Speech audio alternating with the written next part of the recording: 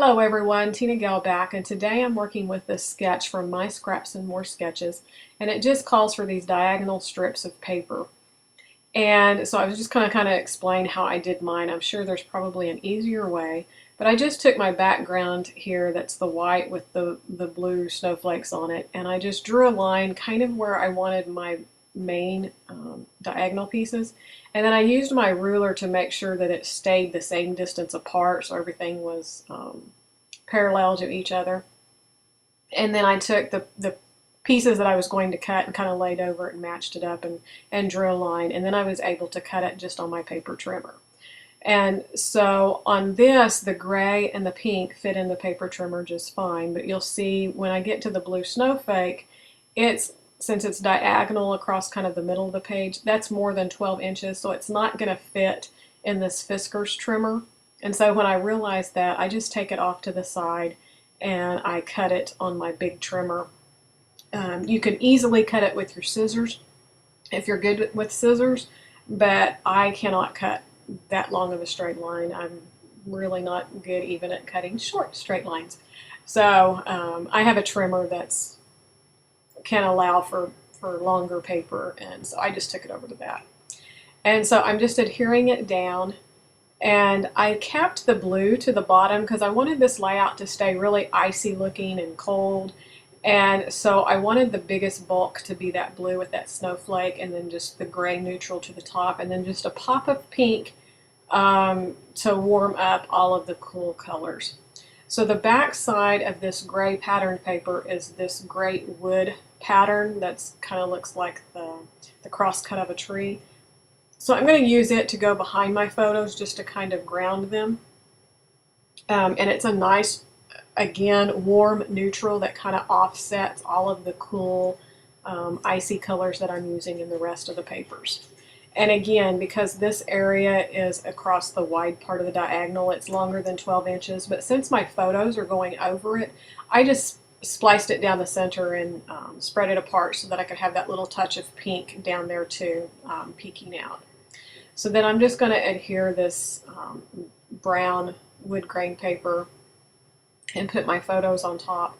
These photos are from 2013, and that winter we just got doused with ice and snow. It just seemed like every other day we were either getting ice, and then the next day we would get just a dusting of snow on top of the ice, and then we would get kind of icy sleet, wet rain, and at night it would turn to just ice, and it was just continual, just on and on. I was just so over it, and we haven't even had that much this year, and I'm still just so over it, and I'm ready to fly south.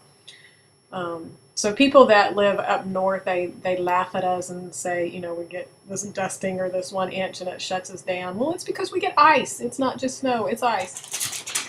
Okay, so I have these snowflakes, and I am just putting in Versamark ink over them, and then I'm going to emboss them with this transparent embossing powder, and it's a stardust, so it has silver flecks, but it also has just a touch of pink and blue, so it goes really well with the background colors that I chose. And so I just kind of squished them all, and since it's transparent, it's not a solid embossing, I just kind of turned them over and squished them into the embossing powder. It will work fine. Now if you're getting a solid emboss, then you don't want to be doing it like this. And I've used my little tweezers, and they're great to work when you're doing embossing and stuff like this, so that you're not touching the pieces and removing the Versamark, so then nothing sticks. You have these little blank places. But you have to remember, because I forget a lot, if you've used your tweezers into the Versamark and you don't clean them off before you heat your piece that you're working with, then you're going to heat emboss your tweezers. So that's just a word of warning, because I do it quite often. I forget and use it, and so it can be cleaned off, but some of it kind of stays. So I really liked the effect of this embossing powder because, like I said, it's a transparent powder, and so there's still quite a bit of white. It's just kind of like this silver fleck over the top. And you'll see me cleaning my desk because I try to do it all in that box where it helps contain just a little bit. But that is one reason why I don't emboss very often. It's just so messy. I'm still cleaning it up. So, and I hate that. So I don't use it very often. And so next I just used this ampersand. It's from the Maggie Holmes Open Book Ephemera Pack. And so this is some of the last little pieces that's on my desk in my little container that I keep all of my embellishments on, or yeah, in to work out of. And so I'm kind of finishing that off. And then the title is from the American Craft Thickers, and this one is called Cecily. So they're a really great silver glitter, so it works in with the cool icy theme of my layout. But it's not like the embossing powder. It stays on there and it's not messy, so that's more my style. And then this ribbon was on my desk, and it's something that came in the grab bags that I bought on Black Friday. So I just cut it, and if you'll fold it in half and then cut it at a diagonal, it creates these little banner pieces. But you'll notice I didn't have it folded completely half, and so I had to kind of trim and work on it again.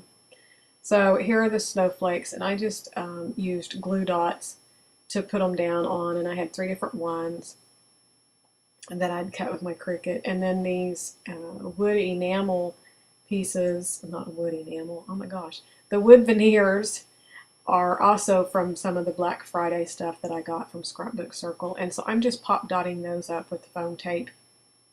And so I had 2 that were circular, and so those are going in the 2 bottom snowflakes. And then on the top snowflake I have a triangle that I'll be using, and then it has 3 stamped triangles pointing down to the icy road that I had to brave to get to work that day.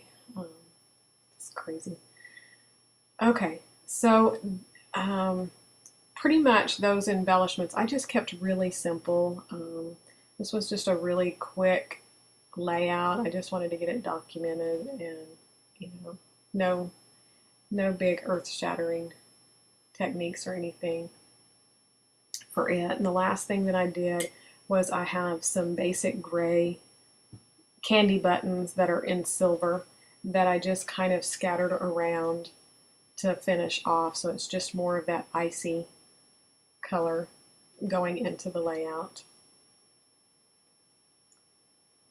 So be sure to check out My Scraps and More Sketches if you enjoy sketches. There's a new sketch each week, and you can play along in the challenges to win prizes. So this is for the week of January 16th. Yeah, 16th.